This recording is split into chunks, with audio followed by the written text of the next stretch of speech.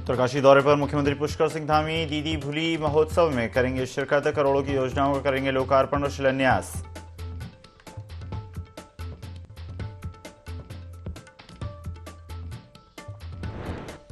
युवा लोक गायकों से मिले मुख्यमंत्री पुष्कर सिंह धामी। कॉमेडियन सौरभ सिंह के साथ सिनेमा जगत के कई एक्टरों से की मुलाकात। कलाकारों को आगे बढ़ने की दी प्रेरणा।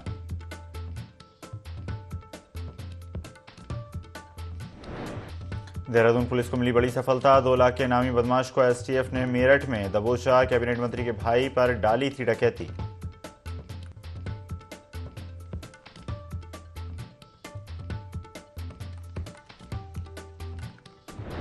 देहरादून में अब डराने लगा इन्फ्लुएंजा। रविवार को इन्फ्लुएंजा के 4 नए मरीज मिले। 2 दिन में 10 पहुंची पीड़ितों की संख्या।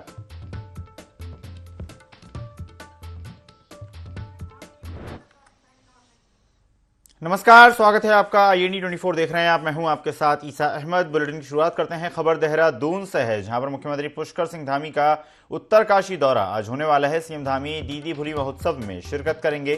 करोड़ों की योजनाओं का लोकार्पण और शिलान्यास करेंगे। रोड शो में भी हिस्सा लेंगे सीएम पुष्कर सिंह धामी।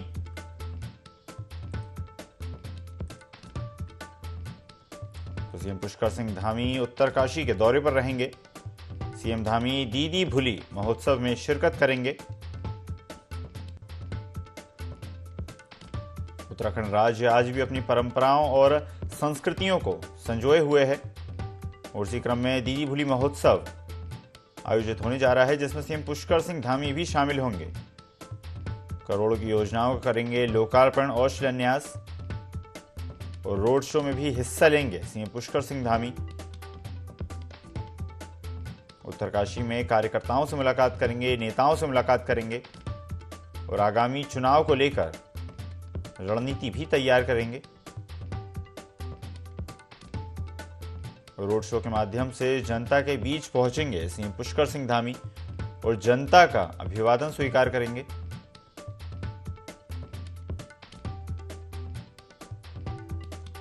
तो सीएम पुष्कर सिंह धामी उत्तरकाशी के दौरे पर रहेंगे। सीएम धामी दीदी भूली महोत्सव में शिरकत करेंगे। करोड़ों की योजनाओं का लोकार्पण और शिलान्यास करेंगे। रोड शो में भी हिस्सा लेंगे सीएम पुष्कर सिंह धामी।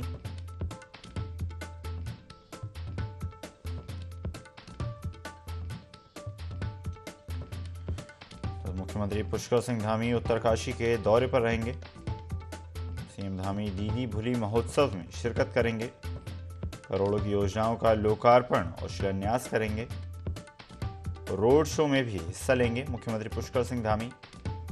जनता के बीच पहुंचकर जनता का अभिवादन स्वीकार करेंगे।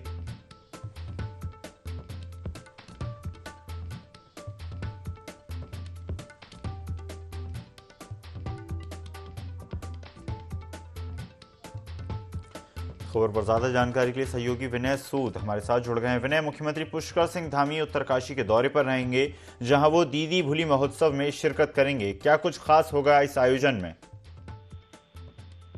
जी बिल्कुल, इसे देखिए आपको बता दें कि प्रदेश के जो मुख्यमंत्री हैं वो आज उत्तरकाशी पहुंचेंगे। 11:30 बजे का उनका समय रहेगा उत्तरकाशी पहुंचने का। इस दौरान जो वहां पर कार्यक्रमों की अगर बात की जाए तो कार्यक्रम का उद्घाटन भी जो है सीएम धामी वहां पर करने वाले हैं। साथ ही जो करोड़ों की सौगात है वो भी इस दौरान दी जाएगी, क्योंकि जिस तरीके से सीएम धामी शिलान्यास करने के साथ ही लोकार्पण भी जो है इस दौरान उत्तरकाशी में करने वाले हैं। तो देखा जा सकता है कि उत्तराखंड के जो मुख्यमंत्री हैं लगातार जो है इस समय रोड शो भी अन्य जिलों के कर रहे हैं और काफी महत्वपूर्ण जो है इस समय सीएम धामी की जो जिम्मेदारी है वो भी यहाँ पर बन जाती है, क्योंकि लोकसभा चुनाव की अगर बात करें, लोकसभा के जो चुनाव हैं वो भी अब होने जा रहे हैं। ज्यादा समय जो है उसमें नहीं रहा है। इस दौरान जिस तरह से आज उत्तरकाशी में एक रोड शो का भी आयोजन किया गया है, तो उसमें भी बड़ी संख्या में जो है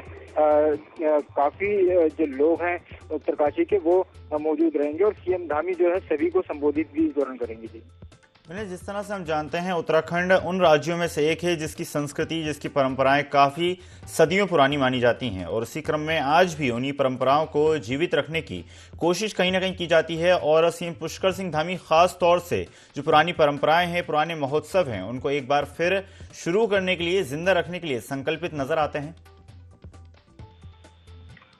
जी ईसा, देखिए आपको बता दें कि जिस तरीके से जो कार्यक्रम उत्तराखंड में किए जाते हैं, सीएम धामी खुद उनको देखते हैं और उत्तराखंड की जो संस्कृति है, संस्कृति के लिहाज से जो है कार्यक्रमों में भी जो है लगातार सीएम धामी जाते हैं। तो ऐसे में देखा जा सकता है कि खुद सभी व्यवस्थाओं को, खुद जो है उत्तराखंड की संस्कृति को जो है सीएम धामी किस तरीके से आगे लेकर के चलते हैं। तमाम जो प्रयास हैं उत्तराखंड के लिए जो है किए जाते हैं और ऐसे ही देखा जा सकता है कि लगातार सीएम धामी जिस तरह से उत्तराखंड के लिए कार्य करते हुए नजर आते हैं, युवा मुख्यमंत्री हैं, तो ये काफी बड़ी महत्वपूर्ण जो है बात रहती है उत्तराखंड के लिए कि उत्तराखंड को जिस तरह से सीएम धामी युवा सीएम धामी के रूप में जो है मिले हैं, तो काफी महत्वपूर्ण जो है इसको माना जाता है। और तमाम प्रयास जो है उत्तराखंड सरकार के यही रहते हैं कि उत्तराखंड को किस तरीके से जो है विकसित किया जा सके। जी बिल्कुल, धन्यवाद विनय, जुड़ने के लिए और जानकारी साझा करने के लिए।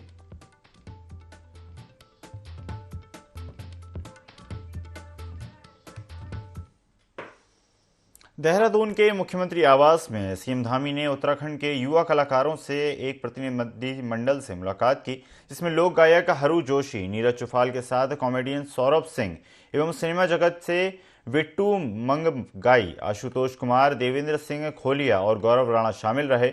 मुख्यमंत्री ने युवा हुनर को आगे बढ़ाने की प्रेरणा देते हुए कहा कि हमारे प्रदेश में कला और हुनर की भरमार है और हम कला और हुनर की कदर करते हैं और हुनरमंद युवाओं को आगे बढ़ाने में तत्पर रहते हैं।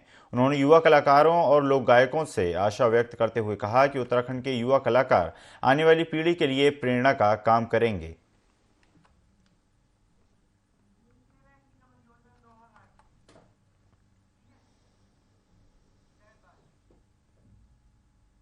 लोहाघाट विधानसभा के कांग्रेस विधायक खुशहाल सिंह अधिकारी ने केंद्र सरकार की जन कल्याणकारी योजना हर घर नल योजना के तहत विधानसभा क्षेत्र में हो रहे कार्य में प्रश्न चिन्ह लगा दिए हैं।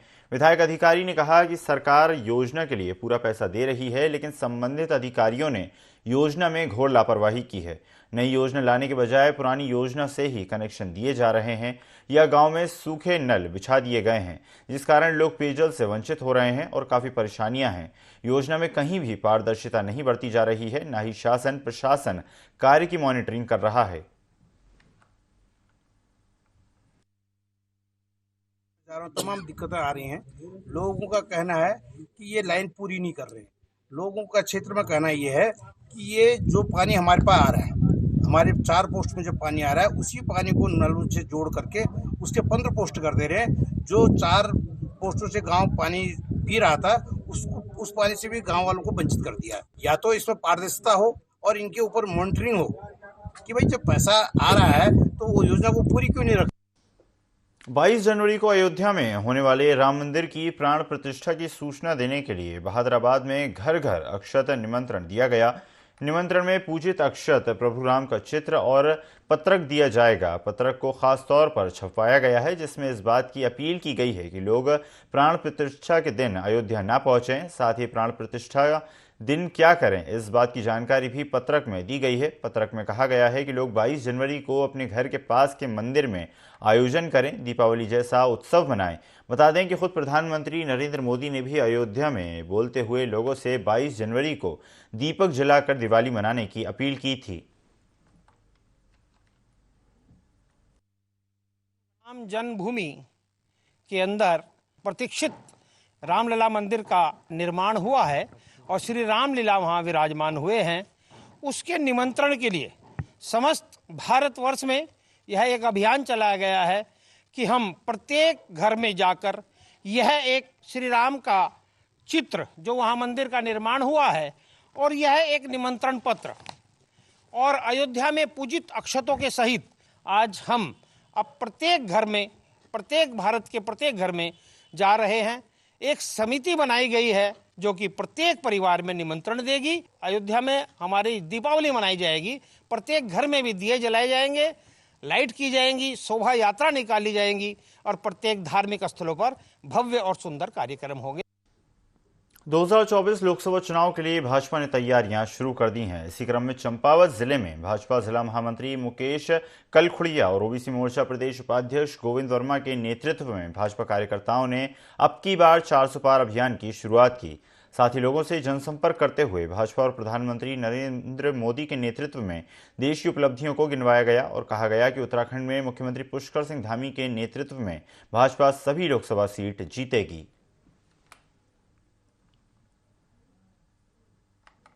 मोदी जी के नेतृत्व में हमारा पूरा भारतवर्ष अब की बात 400 पार भारतीय जनता पार्टी करने जा रही है और मैं सभी देवतुल्य कार्यकर्ताओं को धन्यवाद देना चाहूँगा। जिस प्रकार आप भी हमारी राज्य सरकार और केंद्र सरकार की स्कीमें हैं, जो अंतिम छोर पर बैठा व्यक्ति है उससे पहुंचाने का प्रयास कर रहे हैं और ऐसे ही निरंतर आगे को भी प्रयास करते रहें, जिससे कि हमारी 400 पार की जो अवधारणा है, जो लोगों का आंकलन है और माननीय मोदी जी का आंकलन है, 400 पार करके रहेंगे, पक्का करके रहेंगे, ये विश्वास दिलाता हूँ। लेखन जो कार्यक्रम है पूरे देश के अंदर हमारी तीसरी बार सरकार बनने जा रही है।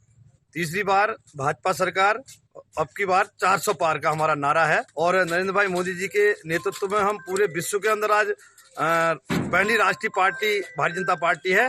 हम इस बार जो है 400 पार का नारा ही नहीं दे रहे, बल्कि 400 सीटें लेकर के हम सरकार बनाएंगे। इन दलों को कहना चाहूंगा कि इनका इंडिया गठबंधन बना था, लेकिन वो फेल हो चुका है और आगे भी इनकी चलने वाली नहीं है। हमारी जो भारतीय जनता पार्टी की सरकार है मोदी जी के नेतृत्व में पूरे देश के अंदर नहीं विदेश के अंदर भी हमारी छाप छूटी। लोकसभा चुनाव की तैयारियों में जुटी भारतीय जनता पार्टी ने लोकसभा सीटों को 5 लाख के अंतर से जीतने का संकल्प लिया है। बैठक के दौरान राष्ट्रीय उपाध्यक्ष, प्रदेश प्रभारी और मुख्यमंत्री समेत प्रदेश अध्यक्ष भी मौजूद रहे। बैठक के दौरान मुख्यमंत्री पुष्कर सिंह धामी ने सरकार के कार्यों और उसके सकारात्मक प्रभावों की समीक्षा प्रस्तुत की, जिसमें नकल कानून, धर्मांतरण कानून और अवैध अतिक्रमण पर कार्रवाई के साथ साथ सफल इन्वेस्टर समिट, महिला आरक्षण, रिकॉर्ड नौकरियां और पारदर्शी नियुक्ति प्रक्रिया से संपन्न होती परीक्षाओं के विषय पर विस्तार से बात की गई। पार्टी के कार्यक्रम का पूरा मूल्यांकन हुआ है और अनेकों कार्यक्रम जो तय होते हैं अनेकों सांसदों ने, मंत्रियों ने सुझाव दिए हैं। मुख्य रूप से हम लोग पिछली बार से अधिक मतों से लोकसभा चुनाव को जीते, इस दृष्टिकोण से हमारी पूरी रचना बनी है। पूरे मार्च तक के कार्यक्रम हमने श्रृंखला तय किया, मोर्चों को काम दिए हैं। हर मोर्चा अपने अपने क्षेत्र में अधिकतम लोगों को जोड़े, नए दलों के लोगों के लिए हमने दरवाजे खोले, बड़ी संख्या लोग आ रहे हैं और क्योंकि उत्तराखंड राज्य भाजपामय हो, इस भाव के साथ हमारे आगामी दिनों के सारे कार्यक्रम रहने वाले। चुनावी अभियान दिल्ली से चालू होकर आज प्रांतों में आ गया है। सभी प्रांतों में लगातार 7 तारीख से पहले ये बैठकें होनी है। लोकसभा योजना बैठक, यहाँ से हम लोकसभा को चुनाव की तैयारी के लिए आगे बढ़ रहे हैं। सुबह से हम बैठे हैं, 4 सत्रों में 4 तरीके से हमने आज चर्चा की है। उत्तराखंड में अंकिता भंडारी हत्याकांड मामले में एक बार फिर सियासत गर्मा गई है। अंकिता की मां ने सोशल मीडिया पर वीडियो अपलोड कर बीजेपी के संगठन मंत्री अजय कुमार पर गंभीर आरोप लगाए। इसके बाद कांग्रेस बीजेपी पर हमलावर हो गई। कांग्रेस के प्रदेश अध्यक्ष करण माहरा ने कहा कि सरकार और भाजपा अब नैतिकता दिखाए, साथ ही इस मामले में बीजेपी को बहस करने की चुनौती दी। उन्होंने कहा कि राहुल गांधी की भारत जोड़ो न्याय यात्रा उत्तराखंड में अंकिता को समर्पित की जाएगी।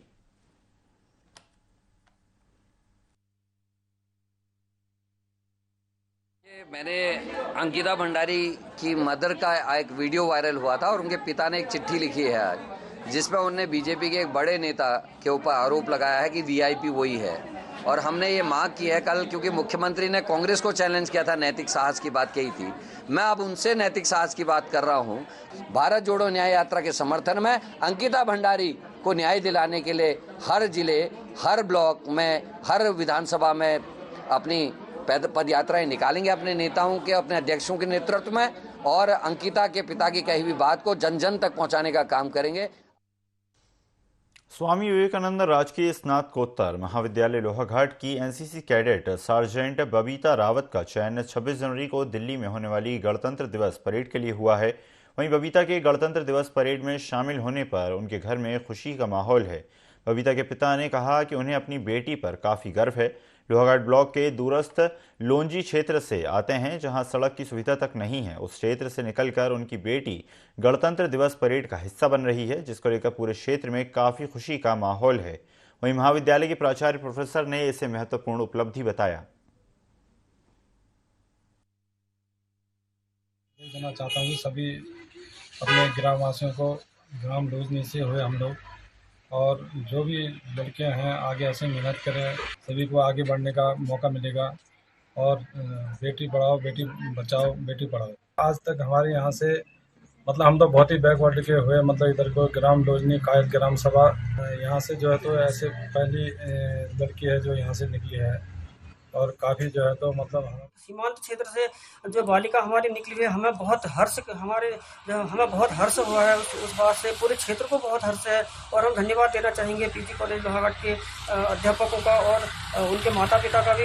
एक जो हम सीमांत क्षेत्र में से वो लड़की है जहाँ न रोड की सुविधा है और बहुत सारी असुविधाएं हैं वहाँ पे, तो वहाँ से वो लड़की निकली है। एक अचीवमेंट है जो सरकार का बेटी पढ़ाओ बेटी बचाओ अभियान है, वह बहुत जो है इसमें बहुत सहायक है। और हम चाहेंगे कि जो बेटियां हैं वो इसी तरह आगे बढ़ें और जो है इनको देखकर वो प्रेरणा लें। जोशीमठ में सर्दी का सितम चरम पर है। ऊंचे हिमालयी क्षेत्रों से जबरदस्त शीतलहर चल रही है। बता दें कि जोशीमठ सहित अलकनंदा धौली गंगा घाटी में जबरदस्त शीतलहर की वजह से ठिठुरन बढ़ गई है।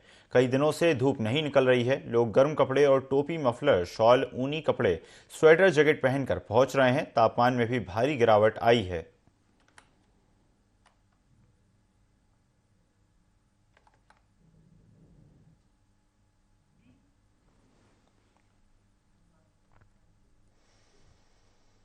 घर से नाराज होकर या रास्ता भटककर हरिद्वार पहुंचने वाले बच्चे शिक्षावृत्ति के दलदल में फंस रहे हैं। पुलिस और प्रशासन के सामने ऐसे कई मामले सामने आ चुके हैं जब घर से नाराज होकर निकले कम उम्र के बच्चे हरिद्वार में गंगा घाटों पर भीख मांगते हुए पाए जाते हैं।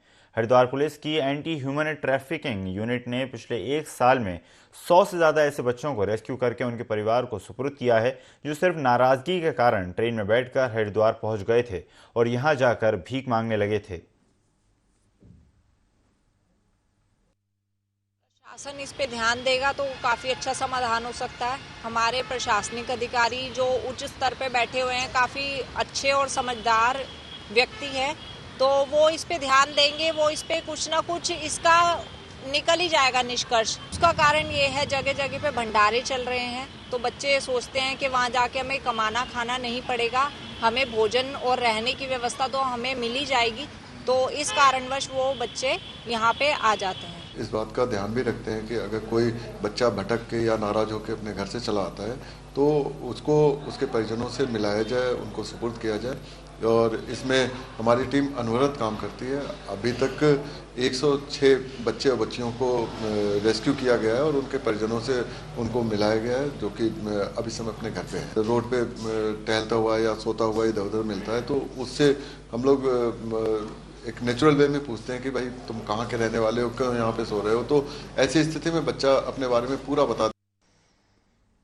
मध्य प्रदेश के मुख्यमंत्री मोहन यादव हरिद्वार के दौरे पर रहे। पतंजलि गुरुकुलम के शिलान्यास कार्यक्रम में शिरकत करने के बाद मोहन यादव निरंजनी अखाड़े पहुंचे।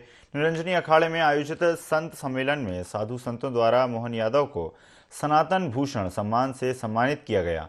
संत सम्मेलन में अखाड़ा परिषद के अध्यक्ष महेंद्र रविंद्रपुरी, जगत गुरु शंकराचार्य राज राजेश्वराश्रम और योग पुरुष परमानंद गिरी समेत कई संत मौजूद रहे। इस दौरान महंत रविंद्रपुरी ने कहा कि आजकल भगवान राम का विरोध करने वालों की लहर चल रही है। ऐसे लोग राम का विरोध करके पूरे सनातन का विरोध कर रहे हैं। राम का विरोध करने वालों को जल्द ही अखाड़ा परिषद द्वारा तनखैया घोषित किया जाएगा।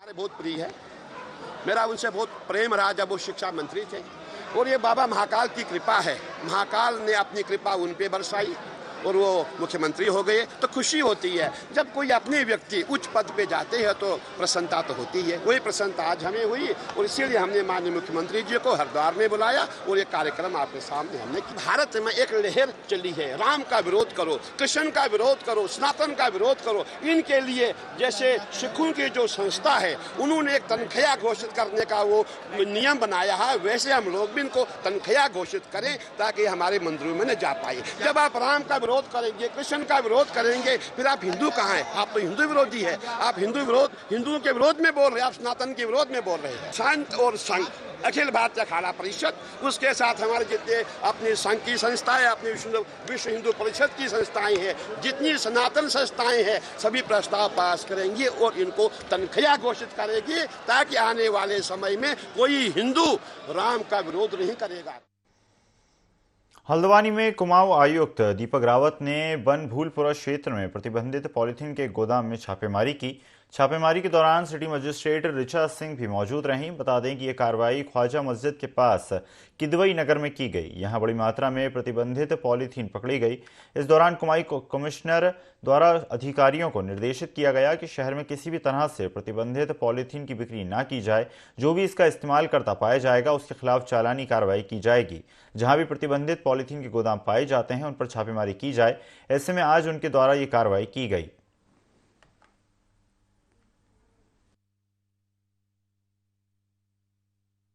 पूरा के इस इलाके में प्रतिबंधित पॉलीथीन जो है, इसमें सिंगल यूज प्लास्टिक है, कैरी बैग्स हैं, जिनको भारत सरकार, उत्तराखंड सरकार, ऑनरेबल हाई कोर्ट्स के अलग अलग आदेशों में एनजीटी के द्वारा इनको बैन किया गया है। बहुत समय से नगर निगम ने इसका बहुत अच्छा प्रचार प्रसार भी किया और सभी को वार्निंग्स भी दी कि इसको रोकें। तो इन्फॉर्मेशन थी कि यहाँ पे गोदाम ऑपरेट हो रहा है। इस बीच डायरेक्शंस जीएसटी को भी हुए थे कि वो रास्ते में जिन गाड़ियों से माल आ रहा है उनको चेक करें। हर महीने 3-4 लाख के फाइन्स वहां से भी हो रहे हैं, लेकिन उसके बावजूद भी आ रहा है। इससे पहले 5-6 फैक्ट्रीज को भी सीज किया गया जो उनका उत्पादन कर रहे थे, लेकिन आज पाया गया कि यहाँ पे और इस तरह का उत्पादन जो उधमसिंह नगर की कुछ फैक्ट्रीज से आ रहा है वो यहाँ पे प्रतिबंधित था और यहाँ पे मिला। इन सबको सील किया गया। इस गोदाम को भी अभी सारे सामान को नगर निगम जब्त कर लेगी। जो फाइन है वो इस पर लगाया जाएगा। गुरिल्ला संगठन के जिला अध्यक्ष ललित बगोली ने कहा कि सरकार गुरिल्ला को एक बार फिर से सत्यापन का झुंझुना थमाकर बरगला रही है। जब भी गुरिल्ला ने सरकार से उन्हें नौकरी व पेंशन की मांग की, सरकार ने सत्यापन का झुंझुना थमा दिया। अब एक बार फिर से सरकार एलआईयू के जरिए सत्यापन कर रही है। बगोली ने कहा कि 18 साल से गुरिल्ला अपनी मांगों को लेकर संघर्ष कर रहे हैं। गुरिल्लाओं को आशा है कि मुख्यमंत्री गुरिल्ला की मांग को जरूर पूरा करेंगे।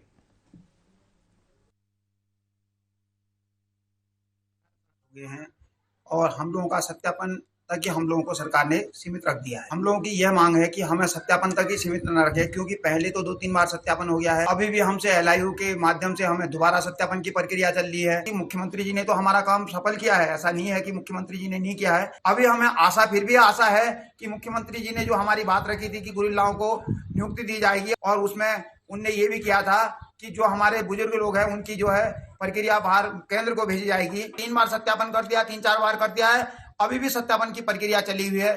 लगातार हम लोगों को गुमराह कर दिया। खबर चंपावत के पूर्णगिरी से है, जहां खिरदारी के राजकीय उच्चतर माध्यमिक विद्यालय में मुख्य विकास अधिकारी संजय कुमार सिंह की अध्यक्षता में बहुउद्देशीय शिविर का आयोजन किया गया। शिविर में विभिन्न विभागों के अंतर्गत संचालित योजनाओं से जनजाति के लोगों को लाभान्वित किए जाने के लिए विभागीय स्टॉल लगाए गए तथा विभागीय अधिकारियों ने प्रधानमंत्री जन मन योजना अंतर्गत योजनाओं की जानकारी क्षेत्रीय आम जनता को दी।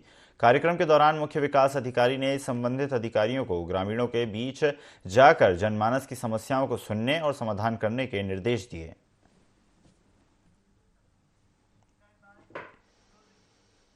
इस बुलेटिन में फिलहाल इतना ही। खबरों का सिलसिला लगातार जारी है। बने रहिए IND24 के साथ। नमस्कार।